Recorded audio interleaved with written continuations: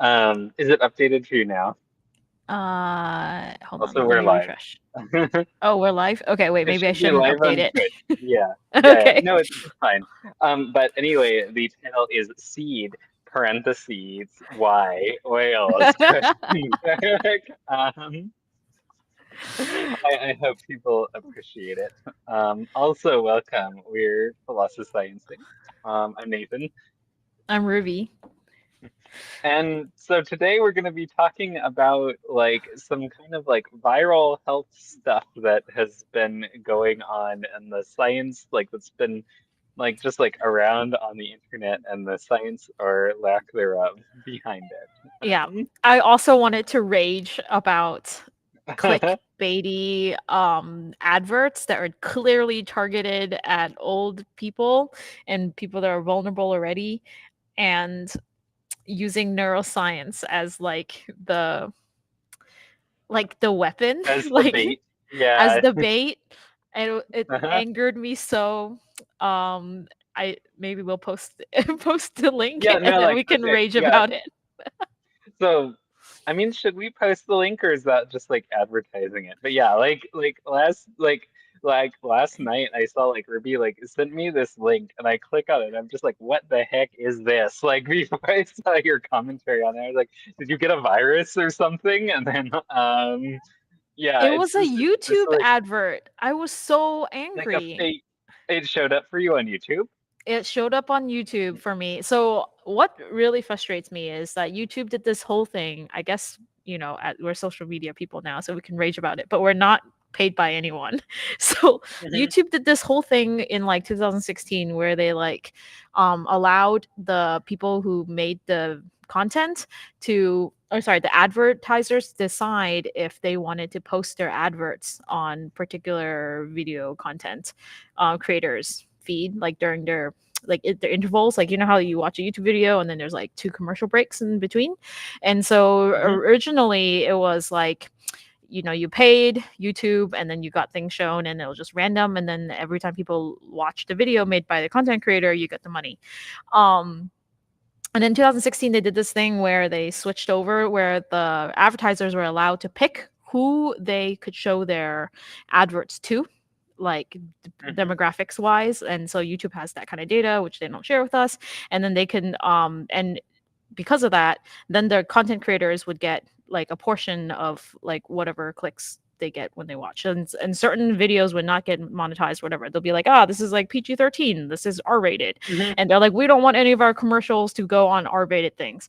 And it was a huge outcry because obviously people who talked about sensitive topics such as, I don't know, sexual reproduction, for example, or LGBT anything, DEI anything, Mhm. were like, hey, this is a controversial topic. Let's not, put adverts on those channels. And then those content creators didn't make as much money anymore. And anyway, so it was like a huge thing. Yeah. And yeah, so And that's also why people like instead of like talking about suicide, they'll be like, "Oh, this person unalived themselves," right? Or they'll yeah, like, yeah, yeah, because they're yeah, trying to go around these words, and like they didn't uh-huh, tell you what the algorithm was, and that was just like the secret algorithm that like basically pitted the you pitted the content creators against the AI robots to mhm, like please make me like PG-13. Now, like, I'm serious. This is like knowledge, science, whatever. Where like we swear it's not controversial, it's not political, whatever. Okay, so they're doing all this stuff to like allegedly make it better for people who are viewing the content. So like let's say I plop my 5-year-old child in front of a YouTube channel that talks about like what was I watching? It was a nature documentary about birds, because that's what I do with my free time on YouTube. mhm, So I was sat there watching birds, like, this dude go around birds, and then commercial break comes on, and then this fucking commercial comes on, and I was like, whoa, hold up. Like, first of all, it's a neuroscience, it's about neuroscience. Second of all, it is completely predatory and wrong, and it clearly targets elderly people who are experiencing early signs of dementia, or just elderly people in general. And so, and then I went on a deep dive, and I was just like, oh, this, how did these why did YouTube give all this power to the advertisers if advertisers can now choose to be like, hey, we're going to like target people who watch nature documentaries at 11 p.m.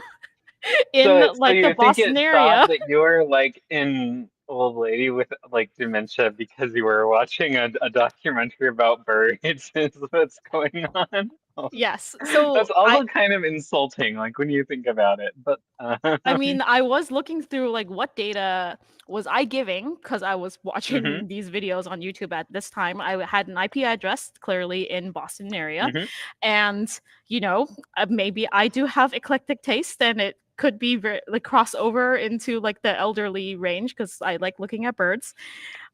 hmm They thought I would, they're like, this is an old person. Let's give her this uh-huh. advertisement. Let me read to you the title of this advertisement. It says, Urgent, scientists uncover a natural cure for memory loss that can be made at home. And I was just like, what? You're like, huh, okay. like, like Nathan and I worked in the Institute of Aging for years. Yeah. like, You're like, wait, did we? Like, like this is not real. And then they added videos, like AI videos of like mhm, Bruce Willis and his like family, and like they took the interviews that they had made, I guess their family had made like real videos, and they interweaved it with like AI edits of them saying things like, this remedy fixed my life, it was amazing. I mean, like for us clearly it's fake, but in addition to that they also like baited it with like, have you ever walked into a room and then forgot why you came into this room and then decided, do you know what I mean, like it had all of mhm. these like social like grifting. They were just Yeah, grifting yeah, grifting yeah. Like, and they were using neuroscience. The one that really got me was they had generated a PubMed page, like right, they a made like deep screenshot, fake PubMed. Yeah. deep fake Uh, PubMed video, like video, like a screenshot, and like of like with the full PubMed thing, and then like a article that clearly was made up. And I was just sat there, and I was just like, oh my god, it looks real. It has real numbers, it has a fake DOI number. It has it, like if you did not work in neuroscience and we're not neuroscientists, you would be like, oh my gosh, they Actually, did show the the real title thing. was kind of the title of the fake article. It was kind of weird because they just made the Yeah, title of the fake article just be like "Scientists discover a cure for Alzheimer's" or something, which is like not actually how we title our articles. But yeah, it is. It is very like it looks like a scientific paper. Also, it's Broad says maybe you just don't remember making the cure for Alzheimer's. I know we're gonna get like gaslighted by the entire Maybe, internet. It's like, yeah, you yeah. already made this discovery. You made it 10 years ago and you just forgot.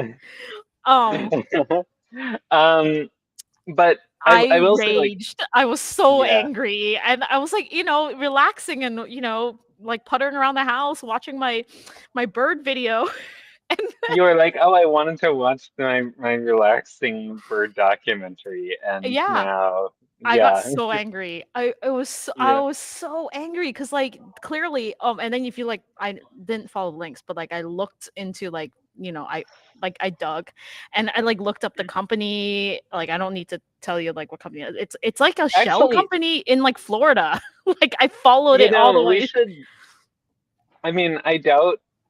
I don't know if this is gonna work, but like they like that is actually clearly like on the illegal side of things because like you can't actually advertise a supplement to treat a specific condition like that.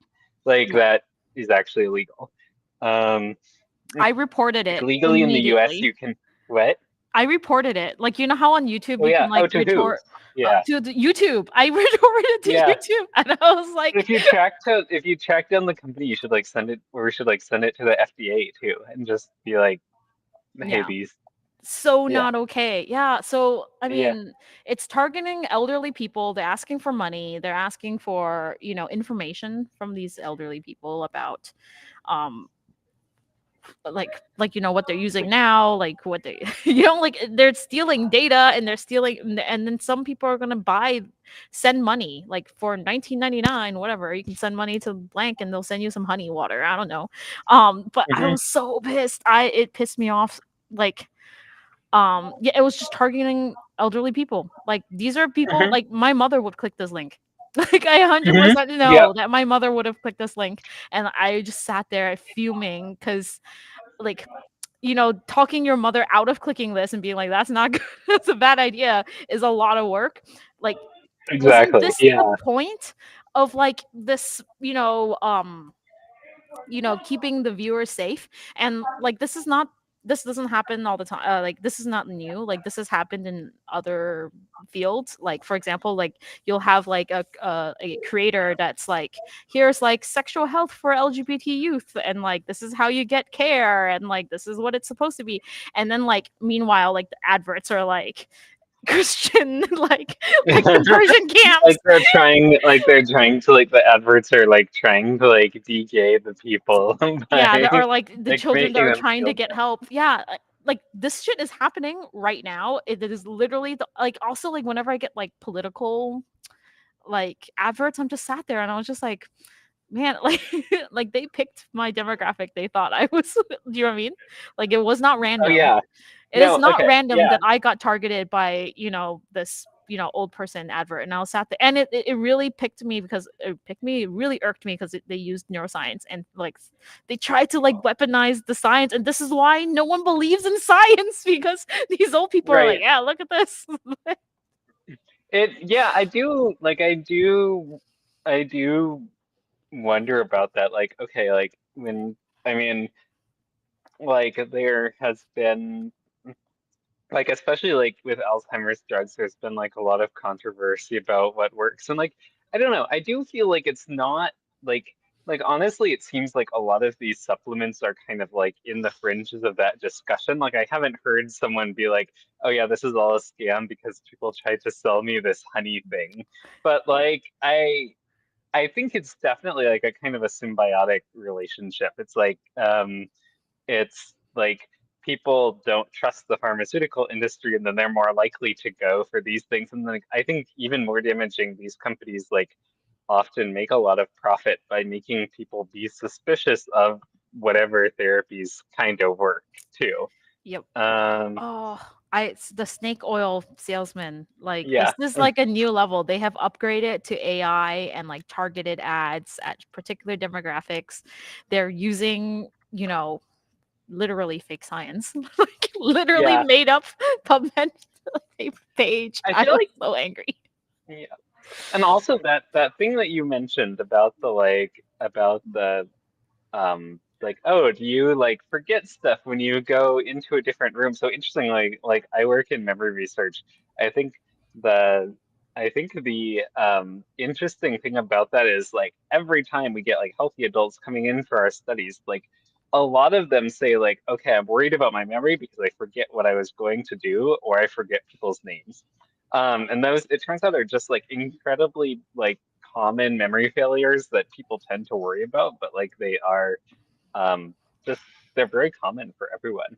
Also, I mean, I'll also say because people also ask me this, if you're younger than like 50, there is pretty much 0% chance you have dementia. Like this is the other thing that I get asked is like we have like 30-year-olds coming in and they're like, I'm kind of worried I have like early onset dementia. And it turns out like early onset dementia, A, just is very familial. So if you had it, you would have a family history of it.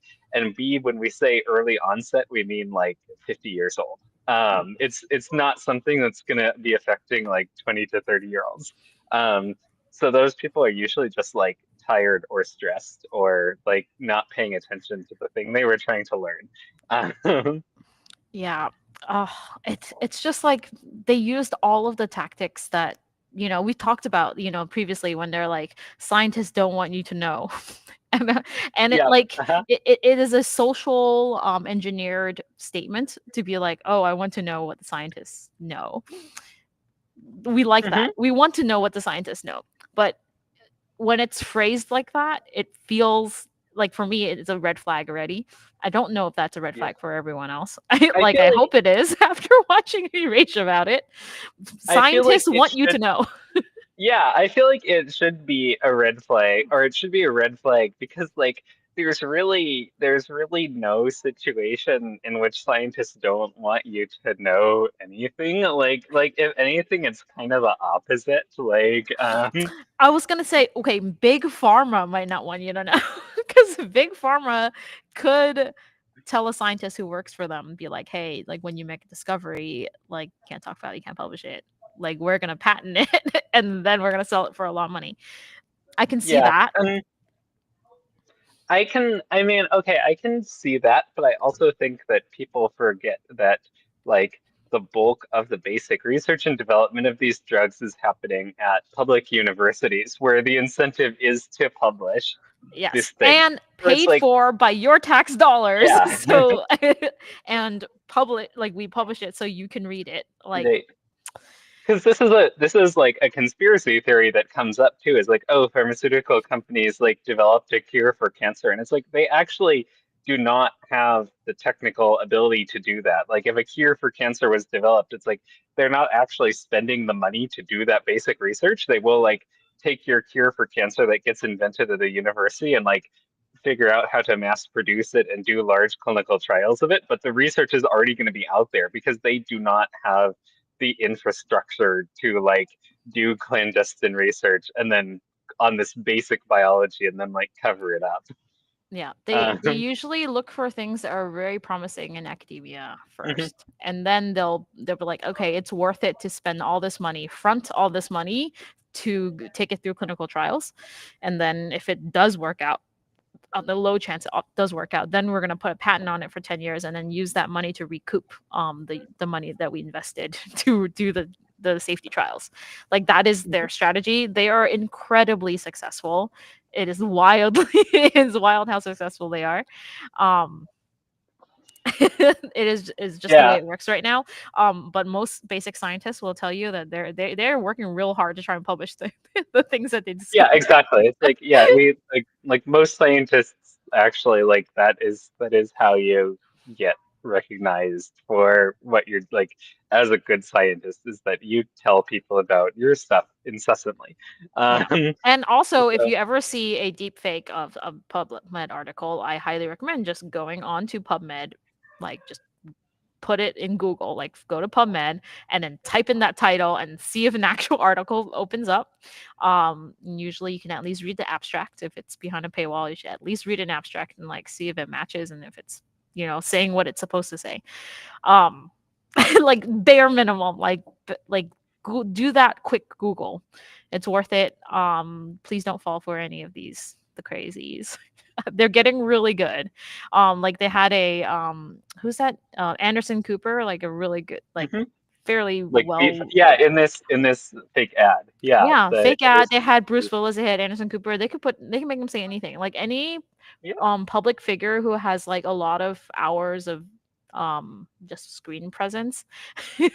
They yeah, could it is AI. it's You can very train. easy to copy someone's likeness and their voice and make a deep fake out of them. That's like something that we do actually in our lab all the time for like less nefarious purposes, um but it's like it is very well developed at this point. Also, since we're talking about social media, this is not on my outline that I made, but I was gonna say like we were talking about demographic targeting, and I think like the other one that I think like targets like men my age, is that a bunch of like I get a bunch of ads now for like a testosterone replacement therapy.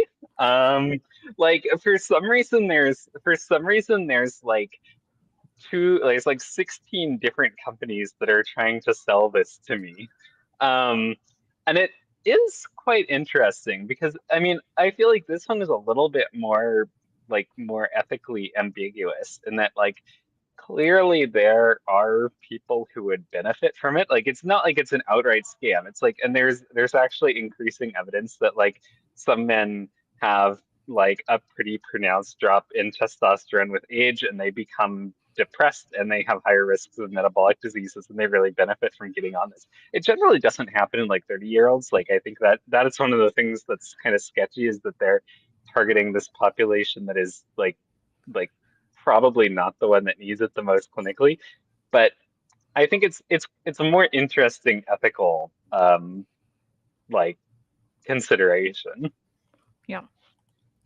And I guess like for me, I'm like, okay, like I'm not opposed to that in general, because I am very, very like pro biohacking and pro bodily autonomy. And I'm kind of like, okay, if you want to take this hormone, you should be able to.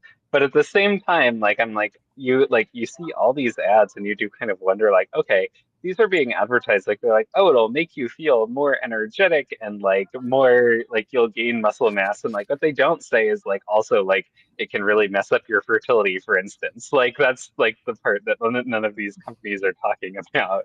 Now, it is Or strange. increase your risk for heart disease or I was gonna say, even in drugs that are already fully developed and like are in the market, like the having adverts for it is very strange, right? Like I live with a doctor, and every time we watch TV together and a medical medicine comes online, I was like, ask your doctor if this is the right thing for you. And then he's like, don't ask me, I have no idea.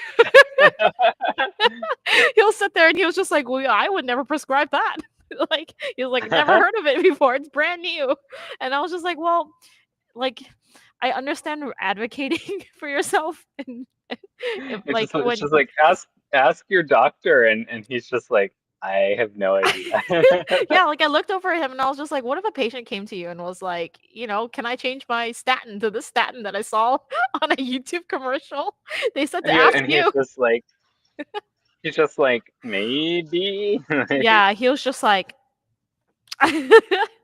like it is a strange way. I don't know, to advert, like it feels weird. It's a weird space. This is, I mean, I'm firmly in the camp where capitalism doesn't belong in medicine and healthcare.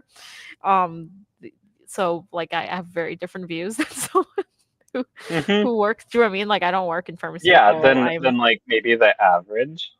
Yeah, You're, like I might be a little bit really far left leaning, I guess, toward in these kinds of things. But I mean, some things when it's like clearly targeted to like hurt you, it's kind of rough. yeah. And interestingly, like, so most countries don't allow that kind of direct to consumer advertising, right? Yeah. It Yeah. is, it isn't legal in most countries. This is the American thing. Yeah, and you can ask, like I was talking to some lab mates who are like from the UK.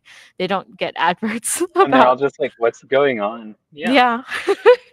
But also, while you're listening to this, it's really strange how accurate they are at getting the demographics. Like they will target drugs that are for your I age-ish will say range. so when I was talking about this testosterone replacement thing, like I was gonna say like I think it's actually kind of hilarious like how not targeted they are, because Oh, like I get no like okay, so I get like a ton of those, but I also get a ton of ads that are like, are you experiencing perimenopause symptoms? So like I'm pretty sure it just like has no idea like what my age or gender is. oh, okay. Um, I definitely get a lot of old people ones, and I think yeah. it's just because either the content and where I live. Like I Like live I think it has no idea like what sex I am, because like I'll get like this like put this testosterone gel on you and you'll be more manlier, and then the next one is like, do you have uterine fibroids? And I'm just like Well, the wild thing is uh, like I have all my cookies cleared, and I what do you know what I mean? Like I don't have a mhm, lot of like data just floating around. Like I try really hard mhm, not to. And like I think mhm. it's using my IP address. Like it Yeah, literally is just taking where you live and like your approximate socioeconomic class if you live in this area, and like there's making a also guess, stuff right? like, have you ever read about like browser fingerprinting? Oh, no, I haven't. It's just like your Yeah. click patterns.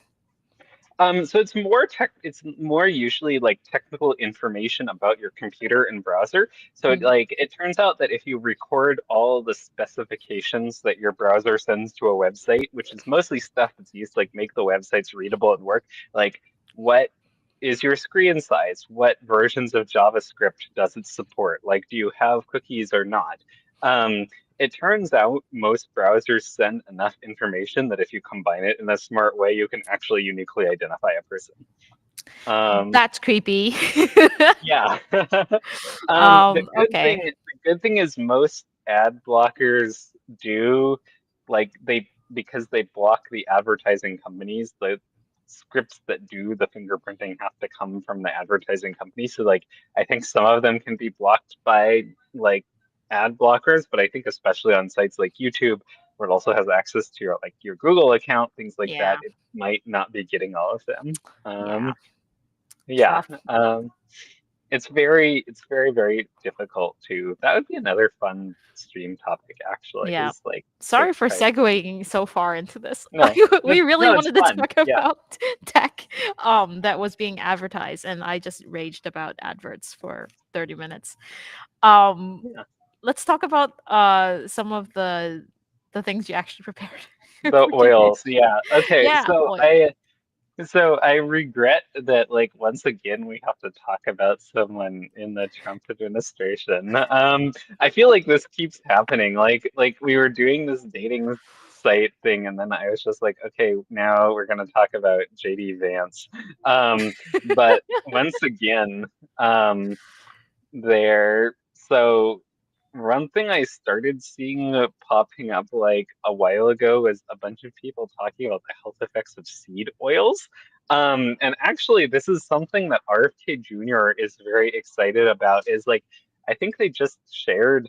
I can pull up the thing. It was called like Maha. So Maha is Make America Healthy Again. And they pulled up this like list of accomplishments so far. And like one of the accomplishments was like all these like fast food companies that are getting rid of their seed oil. And I was like, what the heck is a seed oil? And like why are people talking about this? And it turns out like a seed oil is just um it's, for example, canola oil, peanut oil, um, coconut oil, I guess would be considered a seed oil. It's like ones that are made from grains. Um, and very suddenly, people kind of got this idea that these are bad for you. And the so like in this Maha thing, specifically what they're touting is that these companies are replacing the seed oils with like beef tallow in making fried things. And they're saying like, okay, this is a win for public health. And you look very exasperated. Oh, uh, I can't. Oh my god.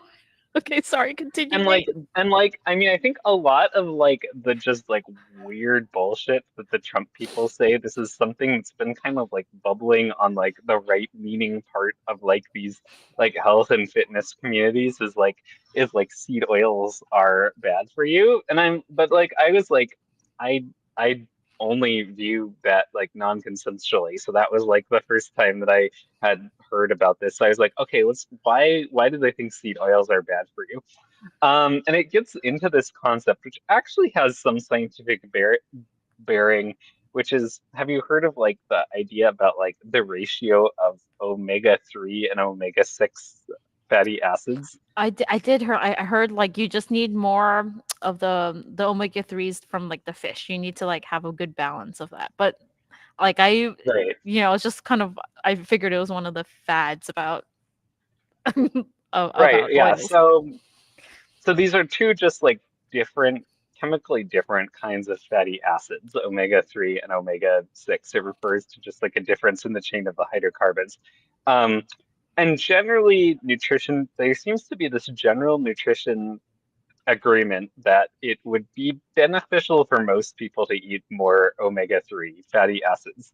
Um, a a main reason for that is that it seems like these fatty acids get incorporated into the membranes of cells, and when they do that, they actually kind of influence inflammatory responses that the cells generate. And it seems like the omega-3 fatty acids seem to have some more like anti-inflammatory effect. And so kind of there's various studies suggesting that it would be better for us to eat more omega-3 fatty acids, which is like why people talk about the health benefits of fish oil. And kind of the argument that's made about these seed oils is that these seed oils contain more omega-6 than omega-3 fatty acids, and therefore they promote inflammation. And therefore, these are actually responsible for a lot of the kind of chronic health problems that people who eat Western diets are suffering from. And a lot of the problems with omega or with ultra processed foods are really from these seed oils. The interesting thing is that if you look at like the seed oils and then what people are proposing replacing the seed oils with, the replacements oftentimes have more omega-6 to omega-3 in them. So they're worse. The Yeah, replacements are exactly. worse Yeah. than Yeah, so the vegetable I was seed oils. talking Yeah, so I was talking about the beef tallow, right? Which is like the thing that they're celebrating replacing the canola oil with beef tallow as an oil. And so canola oil, it turns out, generally has around twice as many omega-6 fatty acids as omega-3, but beef tallow can actually be much higher than that. So beef, depending on whether the cows eat grass or grass or grain. So when cows are fed grass, this study found that actually the ratio of omega-6 to omega-3 fatty acids was over 16 for the grain-fed tallow, but only 1.4 for the grass-fed tallow. So so it seems like it is perhaps a little bit better than eating the canola oil, like a tiny bit better than eating the canola oil at optimum, but most of the time much worse, actually. Yeah, unless it's a fancy cow that got to roam free and eat grass for Right. all of its life. And then, I wanted to And talk more even about Oh yeah, canola go oil ahead. too. Yeah. Yeah, no, keep going, and then Yeah. I'll tell you my Oh yeah, canola I oil was gonna story. say, so the other part of this like is so NPR did this thing and they were looking into um they asked a bunch of nutritionists about this. Okay, does like okay if you change the kind of oil that you eat, um does it really have that much effect on your health? And what the nutritionist pointed out, I'll put this article in the chat because it's really interesting. What they pointed out is that switching these sources of fat doesn't actually seem to show really any significant change in the amount of inflammation that you see in the body.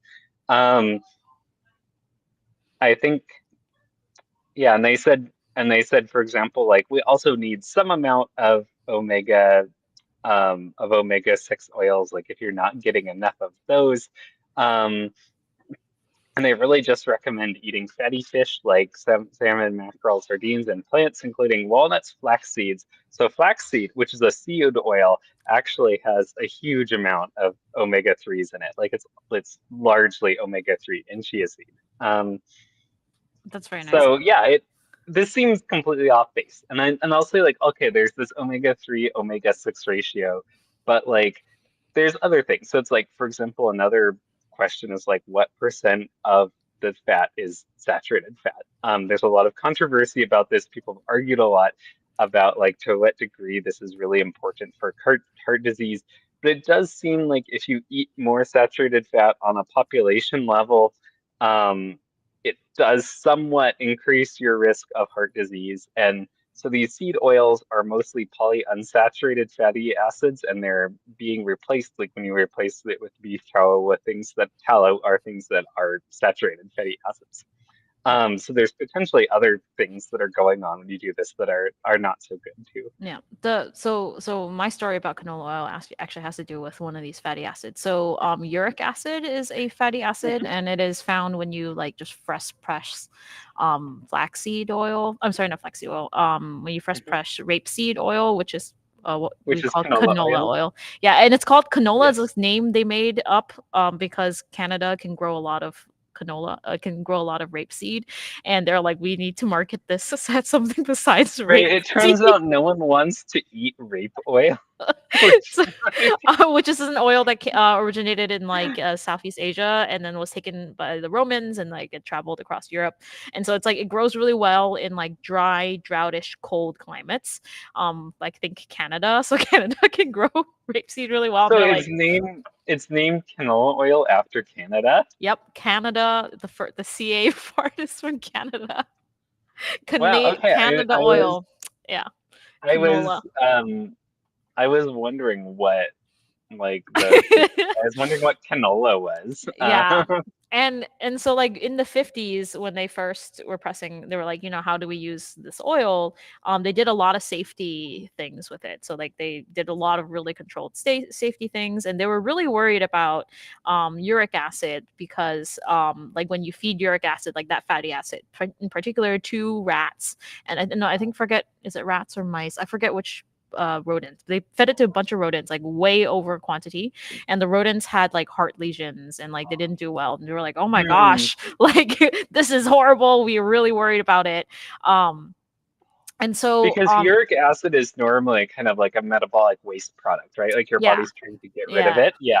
Yeah, it's kind of like slightly toxic. And then additionally, there was glycosinates, which tastes kind of nasty. It's kind of like, the bitter part of Brussels sprouts, like the Brassica Hmm. family. So it's a Brassica family plant. They have that like mustardy, like it just doesn't taste great. So animals Hmm. didn't like to eat it either because it tasted gross. And uric acid was not great because it hurt the animals. And so basically for the next like 30 years, we spent all this time breeding canola to have very low amounts of uric acid and very low amounts of glycosinates. These glycosylates. Yeah. Yeah, glycosylates. And basically we were really successful because genetics, genetics and breeding, and Hmm. like we were Hmm. really careful about it. And so most canola nowadays, even like the plant growing out there, even if you fresh pressed it, have like trace amounts of either like really small amounts of it to begin with, and the other like flavonoids and interesting things that make like an olive oil really benefit, like people are like so excited to get like fresh pressed first pressed olive oil like to have on their bread. Like flaxseed, not flaxseed, rapeseed is going through that phase now where people are like, we want fresh rapeseed oil that like oxidizes and doesn't taste nice anymore. It's going through that in like the food community, like people that are really into like tasting things, like they love Hmm. it now. Like, so And there's like artisanal ones that are yeah, there's coming out. artisanal rapeseed, and you buy like a week's worth and then eat it, and then it's very nice. They sell in really small bottles. Like on one hand, like the gastronomy people are over here being like, this is like the next best thing, like best, it beats olive oil, beats like like fresh first pressed olive oil. And then on the other hand, we have the people who are like, why do we have so much vegetable oil that tastes like nothing? And I was just like, well, they Hmm. taste like nothing because first you can grow it well in these climates, but also y'all were scared of everything, so we took everything out and there's nothing left. there's Yeah. no there's no uric acid, there's no glycosylate, like it's just like a pure bland tasteless oil. It's Yeah. neutral I mean, like and that's the point. right. And like when you think about how it's used in cooking, right? That also makes sense. It's like, okay, its role is to be a lipid and to like change like to add oil flavor and to like reduce the melting point of things and lubricate things. And you don't really want it to have other tastes because like then like you try and make muffins and your muffins taste really weird. Yeah, and it's Like people also don't. shelf stable because Mhm. it Yeah. doesn't change flavor. Like it literally can sit on the shelf, and you can like take it off the shelf in a year, and it'll taste mostly the same. That's Like why. exactly the same. Yep. Yeah. Hmm. That Like makes sense. Yeah. yeah. So I was just like, there, eat canola oil, people. Like it's fine. I mean, like in Like don't moderation. drink it in Yeah. moderation. Yep. Like I wouldn't switch it to beef tallow. Like, Yep. it, I, it's ah. I will say like this is an interesting biohacking experiment I did once, and the reason I mentioned the moderation thing is like, so after I had COVID, I read a lot of things about how COVID like caused clotting problems, and I was like, maybe I should try taking some fish oil. So one of the effects of fish oil is that it kind of prevents blood clotting. And so I started taking some fish oil. And then after a while, I noticed like I would get cuts and they would just like never really stop bleeding, or like they would just take like I would have to put pressure on it for like 3 hours. And then I'm just like, okay, maybe this is too much fish oil to be eating. So like I mean like when people talk about like, oh yeah, you want to have like a higher ratio of omega-3 to omega-6, there actually is a limit to that. And in fact, actually one of the things that's in some of the literature is if you have too much omega-3 fatty acids, it seems like you actually get to a point where it can be kind of immunosuppressive. So that's the downside of suppressing inflammation, is that we need inflammation to fight infection. So if you are really, really trying to maximize your ratio of like omega-3 to omega-6, you can actually end up kind of like impairing your immune system. That's not a problem for most people. Like I think there is a pretty good consensus that most people would benefit from eating more omega-3s, but in moderation. Yeah. Yeah. I put in my notes a fun like another fun fact of the name of canola. About So canola. some other names that they came up with before they were like, we need to remarket rapeseed and rape They're like, oil. no one is buying our rape oil, so like, Yeah. what can They're you like, call what can we it? come up with it? And so they're like, so it's from the Brassica family. So they're like, can we call it the can bra?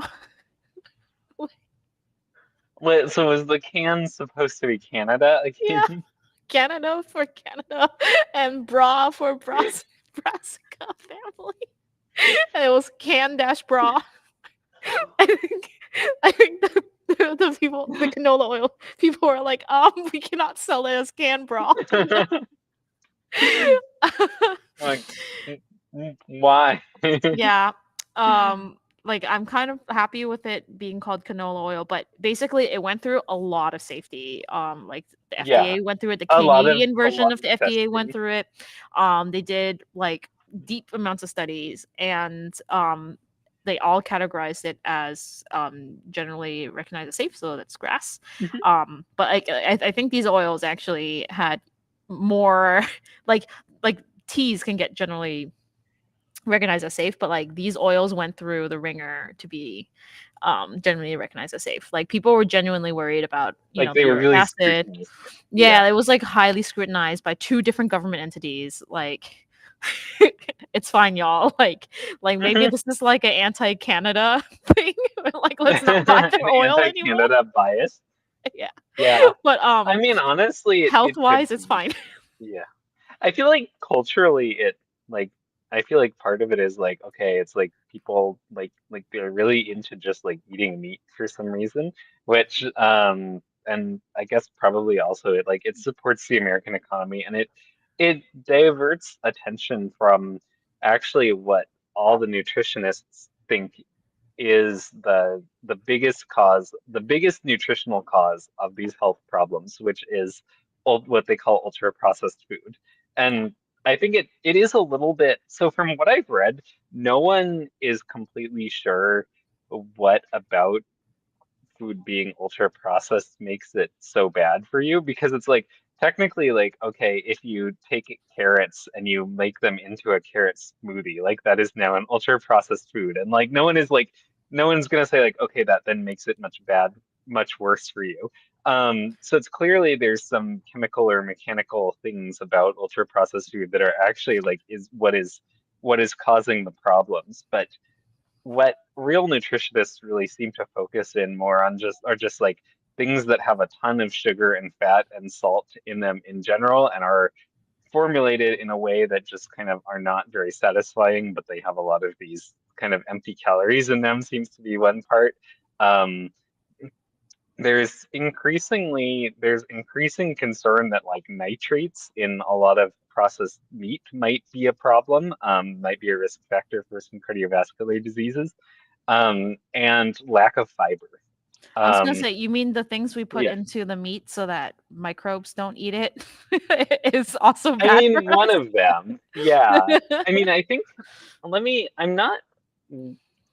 I don't actually recall where the nitrates in the meat come from. Like, are they put in deliberately or? Um, I did go into a dive. Let me go into a Mhm. dive of processed meats, or like Yeah. next time, because Oh yeah. like I did read a bunch about it randomly, and I listened to a podcast about it too, and I was like, Mhm. actually, I would like Oh to yeah. do a little bit more homework before we talk about it. Yeah. Um, So according to the University of Wisconsin, it's used as a curing agent to yeah, slow down the growth of bacteria. yeah.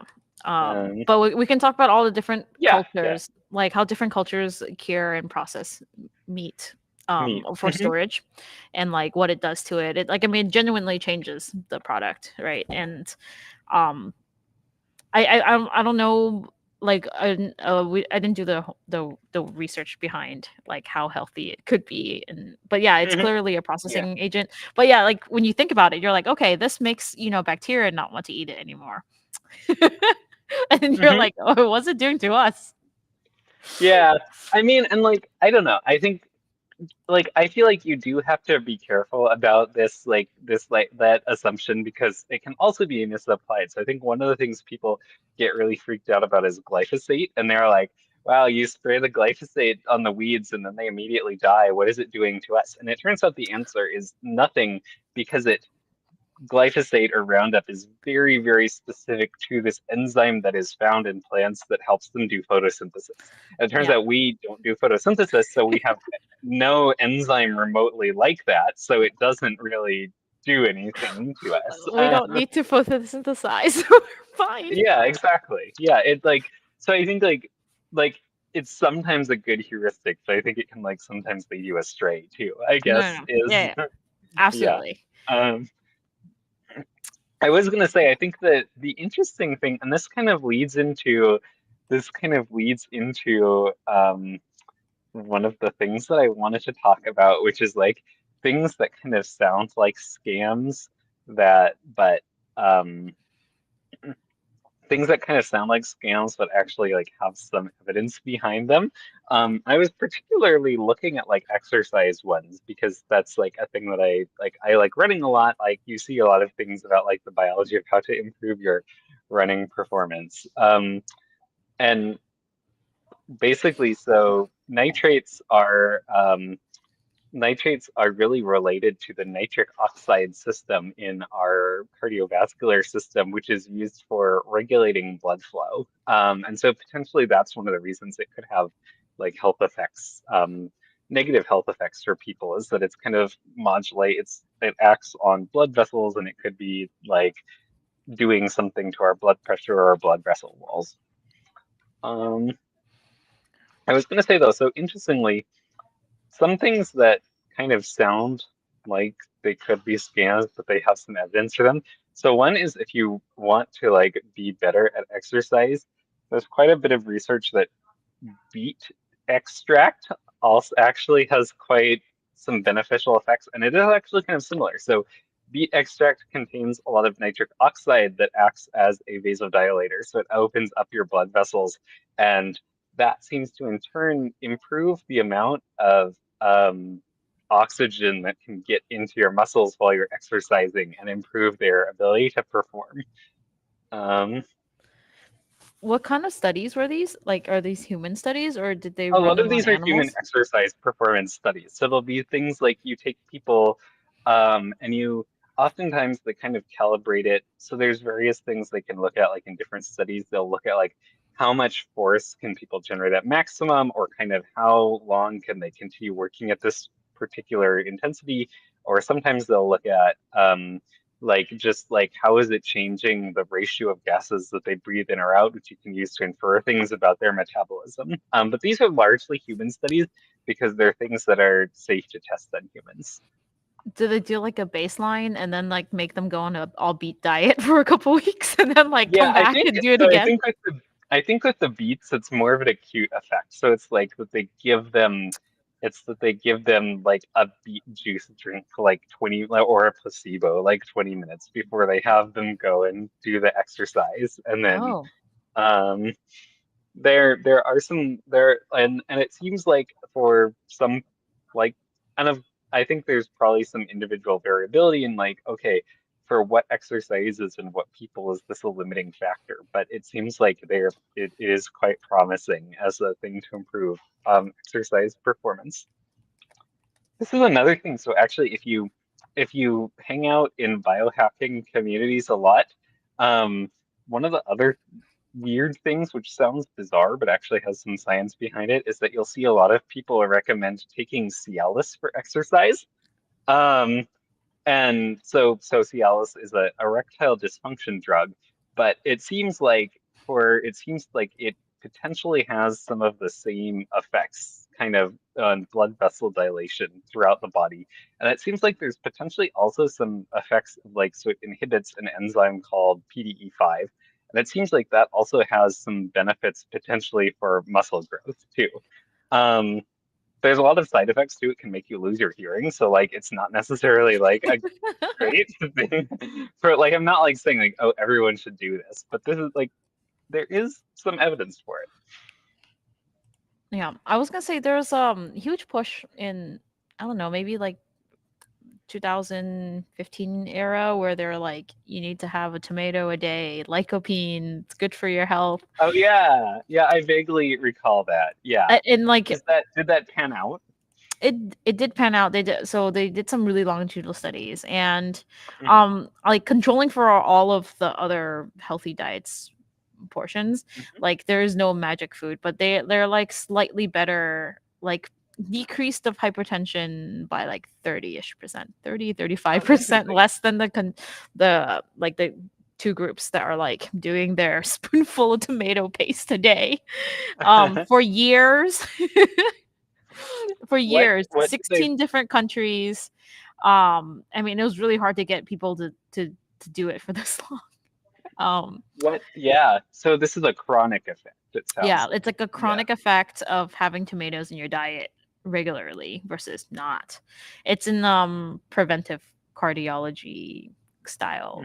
Mhm. It And so seems to kind of what sort did of they work. think what do Um, they think the tomato paste is doing, like I think physiologically? it's just the antioxidants, it's getting rid of free radicals, like the same like inflammation thing, and it's like a long term thing. Hmm. And then like in the conclusions, they're always just like eat a no magic food, eat a like a broad diet, probably include some tomatoes. It's just like okay, well, Yeah, thanks. I mean, okay, it's like it's not necessarily saying that tomatoes are magic, right? Like one way No. to interpret it is just kind of like, okay, if you make people eat like slightly more vegetables of any kind, then you might see the same effect. Yeah, like the problem is that like if you eat more processed foods and you eat like you know what I mean like the differences between those groups are so much bigger than like the small improvements you see with Yeah. eating the tomato Although paste. it sounds like they were not eating that much tomato paste per day, right? No, but I think a spoonful of tomato paste is equivalent to like a lot of tomatoes. Like I think you have to cook Oh, down interesting. It's yeah, I think highly concentrated. it's like a concentrated tomato Mhm. portion. Like I think it's like 4 tomatoes.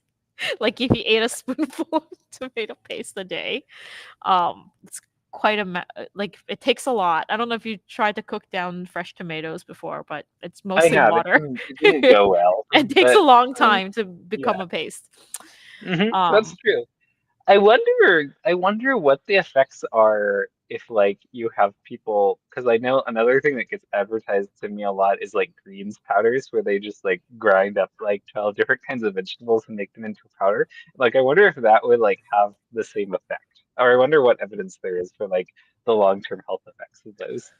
yeah, well, the long-term health effect of having tomatoes that people will actually eat is actually even greater. So in the study they also mentioned a different study that studied the consumption of tomatoes in like Norway, and apparently Norwegian tomatoes used to taste like nothing, like water, and no one was Hmm. eating them even though it was good for them. And then they went and bred some like extra sweet or extra tasty tomatoes. And then they increased the consumption of tomatoes by like 30% in the entire country of Norway. And I was like, yeah, if you make it tasty, people will eat them and they will That's an interesting kind of improve your health. like Yeah. behavioral manipulation for health. Yeah. I mean, it went from people eating less than 5 kilograms a year to eating 15 to 20 kilograms a year. Like they like Wow. quadrupled their tomato intake just by having it available in the grocery stores, right? Like And then people got healthier. um they just researched the consumption of tomatoes. Oh, I see. That's why Yeah. they refer to it. They're like, is Yeah. it even better to eat more tomatoes? And then like this paper was about the tomato And consumption. then this paper is like, yes, it is better to eat more tomato. Yeah. But like You could yeah. you could do like so you could do a study, I guess, where you then looked at like the outcomes of different diseases and see like do you see this step change when people started eating more tomatoes? Yeah. But yeah, I guess like I mean I think that reminds me of like I think like when you're thinking about what and I think we talked about this before on the stream about how like there's actually extremely well like established nutrition and health advice, which is basically just like exercise as much as you can and eat more vegetables and eat more fiber and like don't eat too much. It turns out that like I mean like people talk about like oh nutrition science is like so like inconsistent. It turns out we actually have a lot of things that we know absolutely are really good for your health. Like if you like do those things, you will actually in many ways like get biologically younger. But it's just like they're not exciting, so they're not the things that get talked about. Yeah. I mean, I think the problem with like food as the medicine is that it's like tied to so many other cultural things. And it's, I mean, like here in Norway, it's like not typically part of your cuisine. Also, they taste like water, so no one's Yeah. eating them. Like, there's so many other things related to it besides health, right? Like, you don't think about like you don't always connect like grocery stores and like what you pick when you go to the grocery shops to like your health care immediately. Like I have hypertension, I need to take drugs because of this. It's hard. I don't know, like something happened when we got super industrialized and it like didn't become it like no longer is one thing anymore. Like the food and Yeah. I mean, like even the study, they're like, like we try to control for everything, but a bigger predictor of hypertension is how much salt you intake. I was like, well, who's yeah. eating more salty things?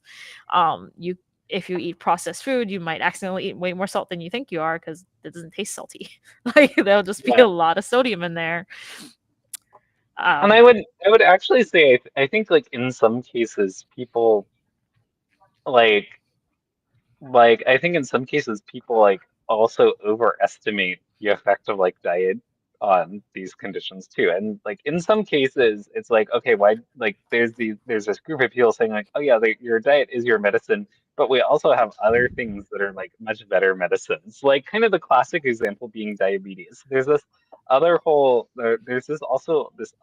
controversy about like the role of sugar in the diet. And I think one of the more blatantly incorrect things that comes up in that discussion is the idea that if you eat a lot of sugar, you get insulin resistance.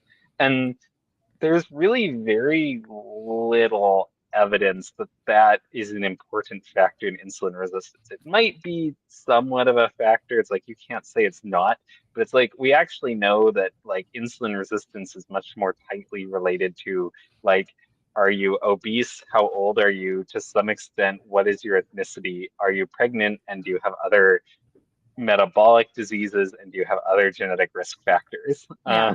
How much visceral And so fat do you have? Like all kinds of right. other factors. And like some of it's genetic. And it Mhm. comes with like I was gonna say societal like judgments. Like Yeah. it Yeah. we do that. Humans are judgmental. It's natural, but like this it can hurt. It can hurt people a lot. Mhm. It could Exactly. be Yeah. quite mentally hurtful in like in a really not productive way. like Mhm. when people go on diets, and it is quite dangerous to have goals that are like not for health reasons. Like we should Yeah. try and Yeah. stay Uh-huh. in that lane Yeah. for I was healthy. gonna say also the thing that reminded me of is I think recently one of the major medical societies in the US basically just said that GLP drugs should be kind of like considered a first line treatment for obesity. So that means that if you have patients who are obese, instead of saying like, okay, well, have you tried this diet?